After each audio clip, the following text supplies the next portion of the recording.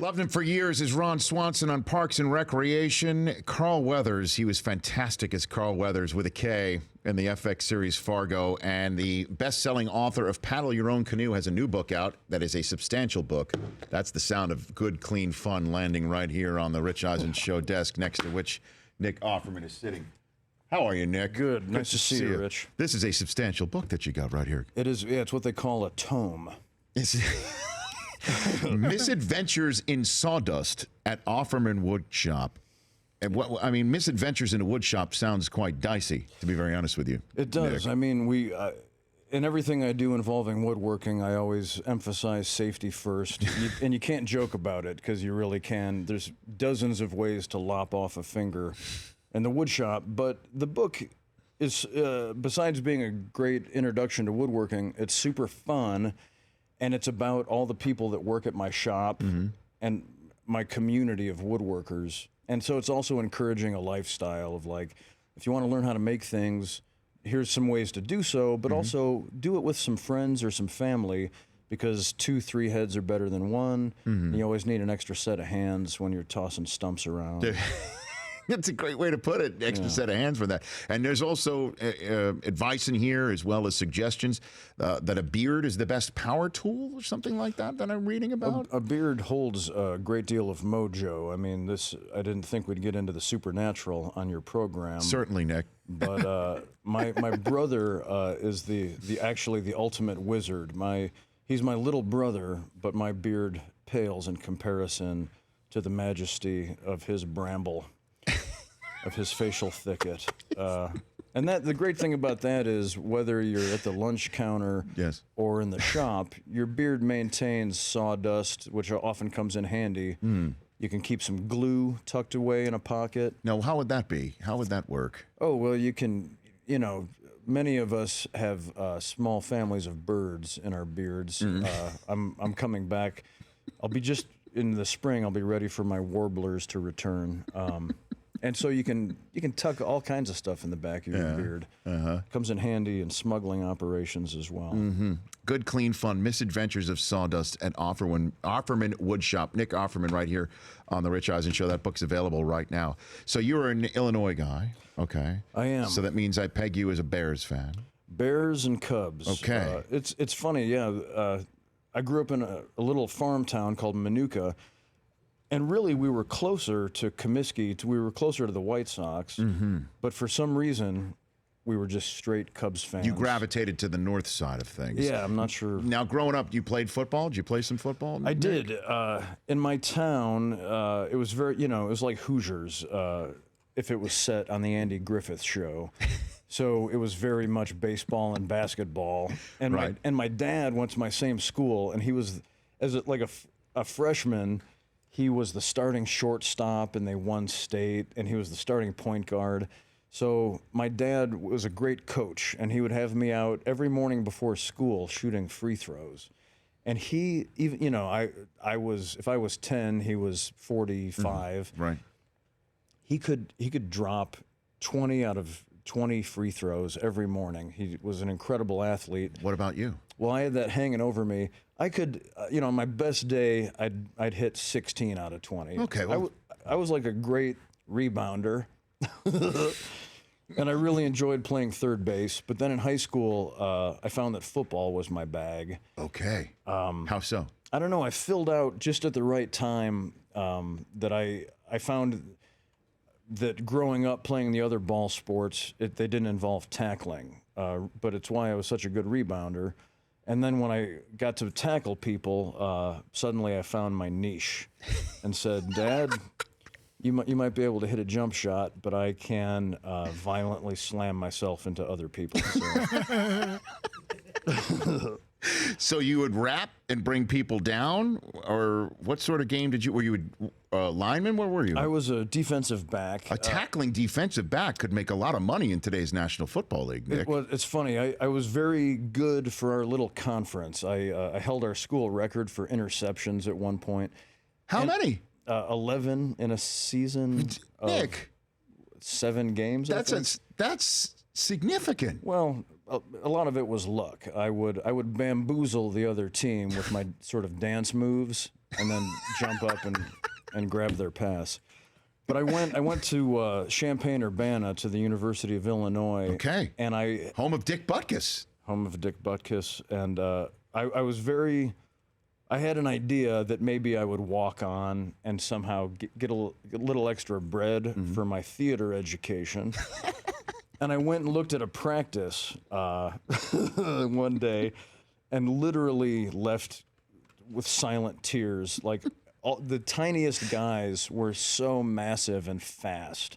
And I was like, I'm a great Midwestern high school football player. Welcome to the Big Ten. I peaked. And then that was the end of that. It was. Wow. Thankfully. I said, I went and looked at a practice and I said, you guys, I'm an artist. But I'm going into the arts. well, the neat thing, Nick, is things worked out enough for you to be on a show like Parks and Rec and then get onto an NFL field through Parks and Rec. You probably never thought Parks and Recreation would get you to the National Football League gridiron, but it did. That was crazy. We went and shot a couple times at Lucas Oil Stadium, where the Colts play, and it was I'd been to Wrigley many times and been on the grass a couple times during fan days, 1984 Jersey Day, where you got to line up and.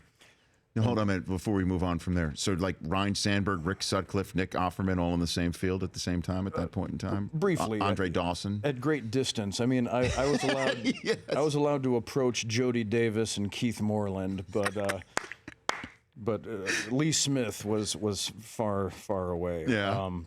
But even then, you remember seeing the immaculate beauty of the dirt of the infield and the grass of the outfield, but then being on the turf at Lucas Oil Stadium, it had such spring that we all felt, even those of us that have older knees, we were like, I think I could play pro ball. So who went out there with you? Where were you on the field? Well, our whole gang was out there, and a young fellow named Andrew Luck came to toss the pigskin around, and Reggie Wayne was there, and, as though it was all cool, and we got to play with all of them, and we had scenes tossing the ball around.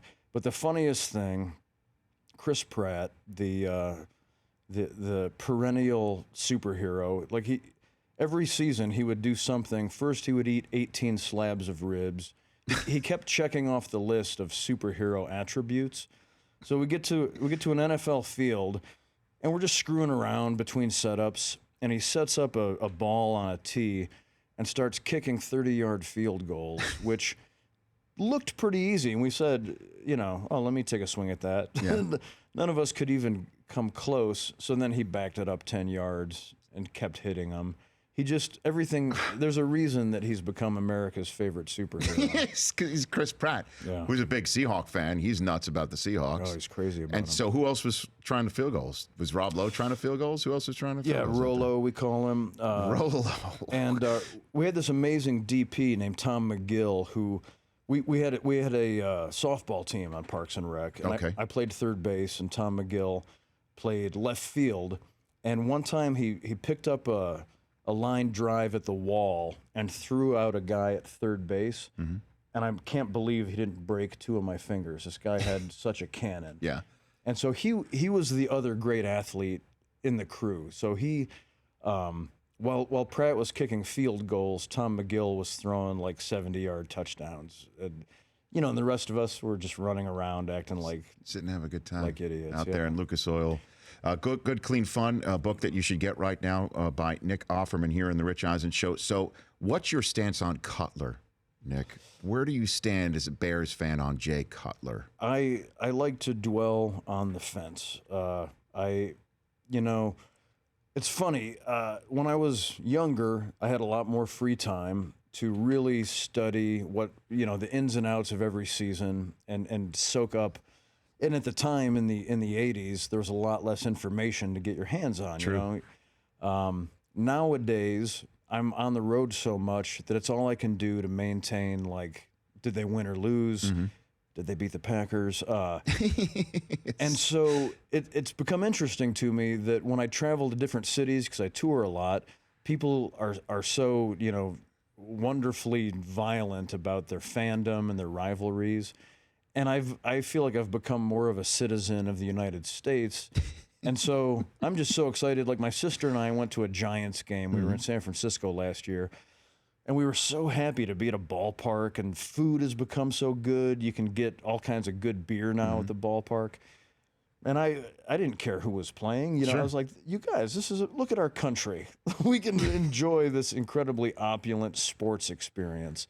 And so when it comes to, I don't know, I've become much more forgiving to my sports teams in terms of things like Cutler, where I'm like, Which, by the way, is what Jay Cutler would say. yeah, it's like, I'm human. You're taking a Cutler-type approach That's to Jay Cutler. This is fascinating to me. Sort of like an Escher print right here. I don't know where it starts or where it ends, Nick. we're all in this together. We are all in this together. My God. So if I read Good, Clean Fun, will I become a woodworking maven? Because right now I'm kind of like a blank slate. Summer camp was the last time I worked a lathe Okay. of any sort. But you've worked a lathe. That's I a have. huge step. Just in the process. And the lathe, for those of you that don't know, is a small motor with 2 points between which you mount a piece of wood, and the motor spins the wood, and you hold carving tools to the spinning wood, and it shapes it. It removes wood. It's like the corn on the cob plugs. Yes, it is. It's like corn on the cob Yeah. holders. For the Excellent layman. For the analogy. layman. If you were spinning a piece of corn and applying woodworking tools to it. If you're a cartoon character eating corn, you would spin it and just work it across like a typewriter. That's the best way to eat sweet corn, as we all know. And it's actually how baseball bats are made, spun on That's a true. lathe. We make them at my shop.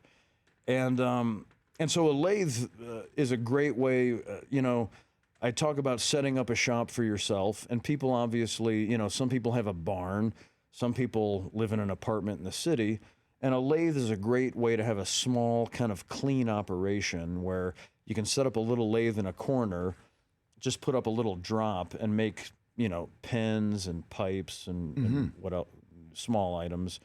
And that's something, there are many ways to get into woodworking. That's what I love about this book. It's a lot of fun. It talks about all these different kind of beginner projects you can try. But for me, I just ran a workshop last weekend where I had all of these people who had no woodworking experience. They all cut off a square of a maple plank, sand the edges nice. They sand the whole thing so it's just a nice piece of maple. They drill a hole in it, and it's a cutting board. And then they oil it to seal it. And when you oil wood that you've sanded, you feel like a wizard. The color and the figure that comes out of it. If you just do those simple steps, then you're hooked, because you're like, this feels amazing. I can put my cured meats and my cheeses on this for my guests, and it's gorgeous. Like when you see what Mother Nature has done, and then you bring out with your oil, you'll be hooked. Good, clean fun. Nick Offerman here on the Rich Eisen Show. Before we end this, would you make a Rich Eisen Show bat that we would display here in the studio? That would be that Nick Offerman has made. That would be a great sort privilege. Of like my Wonder Boy, if you will, for the Rich Eisen Show. Yeah, if you hook me up with this art, we'll even put your logo on the bat. Done. Now, do do that. you want a slugger bat or a pepper bat? Guys, what do you think? What do you think here? What do you think we should get We here? already got the slugger. Let's go pepper, right? Let's go pepper. Let's go pepper. We'll go old school, Ernie Banks. And I look forward to The Founder. You're in The Founder with Michael Keaton about Ray Kroc. Yeah, and you play Richard Dick McDonald in this film. This has got Oscar buzz right here. I can't speak to that. There's no accounting for taste, but I can assure you, working with Michael Keaton was one of the greatest privileges and also the biggest challenge of my life, because when he turns it on, he shoots lightning out of his face. And so if he's pointing the lightning at you, imagine then that you have to A, keep your cool, and then B, speak your lines back to him. You're like, Jesus God, he's looking right at me. Okay, I've got to talk. And so the fact that I was kept in the movie, I take as a great compliment. Well, it's about the founder of McDonald's, Ray Kroc, and limited release coming up in the middle of December, and a full release on January 20th. Ray Kroc, who owned the Padres for a good long while. Yeah, it's a ripping good story. It has an expose quality. I think most of the country won't know how McDonald's actually got started, and it's quite dramatic. And I look forward to it. The founder, and good, clean fun. Go get it right now in a bookstore or online near you. Nick, you're the man. Thanks for coming on, brother. Thank you for having me. Oh, you bet. Nick Offerman here on The Rich Eisen Show. So, you made me all wobbly, and it was sort of like a curveball, like a Rick Sutcliffe or a Burt Blyleven type snapper when you mentioned Jody Davis. Well, I mean, I wasn't expecting a name like that. That's Nick. generous of you to say. I had more of a Kent to Culvey in mind, but the 80s was the pinnacle of, like, my sister and my two cousins. We were all teenagers, and of course everybody was obsessed with Ryne Sandberg, the Superman of the Donny Osmond of Major League Baseball. And so my sister, I think, partly to be sort of obtuse, she was like, I'm not interested in Sandberg. Give me Jody Davis. And so we were always obsessed with the statistics, comparing those two, and I guess through association, I maybe had a little bit of a crush on Jody Davis. As I was finding my adulthood. You had Jody Davis eyes. I was learning how to drive. Sure. I had Jody Davis eyes. That might have to be a new drop here on the Rich Eisen Show right there. Have you ever done the rooftop viewing at Wrigley? Have you ever done that? My thing was the bleachers. Okay. And I went up to a rooftop once for a game, and it was, the good thing about it was, if you had money, you could have a more hedonistic experience. You could get better food, and you could get more drinks, and you were closer to the bathroom. I didn't have any money, and so the bleachers was my hang. Like, we would smuggle in beers and get a huge bag of peanuts and get really stupid and scream at Jody Davis. in a respectful way. In a very supportive way, yeah. Gary Matthews, the Sarge, would come over and let us know when we were being a little too rambunctious. And we would salute. Thank you, sir. Good, clean fun. Go check it out in bookstores, and obviously go check it out online. The Founder, coming to a theater near you in mid-December. You're the man. Like I said, loved you in Fargo and Parks and Rec and everything you do. Thank you kindly. You bet. Thanks for coming on. The Rich Eisen Show, weekdays at noon Eastern on Audience.